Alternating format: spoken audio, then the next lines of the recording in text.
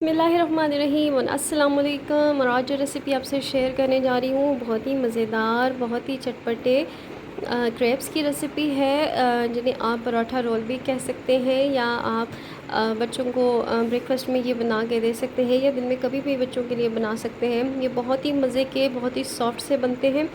इन्हें बनाने के लिए यहाँ पर मैंने 2 मीडियम साइज़ की ली थी गाजर, और इसके साथ मैंने 2 चम्मच जो है वो कैप्सिकम ले ली थी। एक जो है वो मैंने टमाटर लिया था बड़ा, और मैंने सब्ज़ प्याज ली थी 2 अदद। इसके साथ मैं यहाँ पे ले रही हूँ 1 कप यहाँ पे मैदे का, और शामिल कर रही हूँ इसमें, मैं शामिल कर रही हूँ कद्दूकस या चॉप की भी यहाँ पे गाजर जो थी वो मैं इसमें शामिल कर रही हूँ। इसके बाद मैं इसमें शामिल करूँगी जो मेरे पास चॉप किए हुए टमाटर थे, वो मैं इसमें शामिल कर रही हूँ। इसके बाद यहाँ पे मैं शिमला मिर्च, जो कि 2 चम्मच, हार्डली 2 चम्मच ही होंगे बड़े, वो मैं इसमें शामिल कर रही हूँ।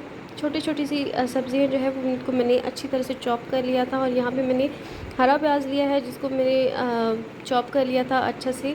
अगर आपके पास ये सब्ज़ प्याज ना हो तो आप इसकी जगह नॉर्मली जो प्याज आता है वो भी शामिल कर सकते हैं।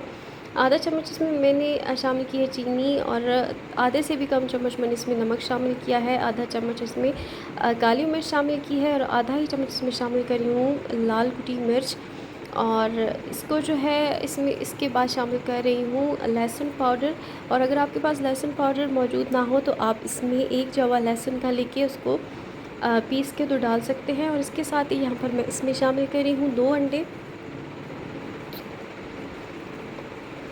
और इसके साथ ही यहाँ पर मैं इसमें शामिल कर रही हूँ 1 कप मिल्क। और इसके बाद इसे विस्कर से अच्छी तरह से यहाँ पर मैं मिक्स कर लूँगी, और इसका एक जो है हमारा बैटर फाइन सा तैयार हो जाएगा। और इसके साथ ही यहाँ पर मैंने पैन में जो है वो 2 चम्मच जो है वो ऑयल ले लिया है, और अच्छी तरह से पूरे पैन में ऑयल को जो है ब्रश कर लूँगी। और जब ऑयल हमारा अच्छी तरह से यहाँ पर गर्म हो जाएगा तो उसके बाद मैं 1 कप की मदद से इसमें बैटर जो है वो डालूँगी, और एक पराठे की जो शेप है वो इसको दे दूँगी।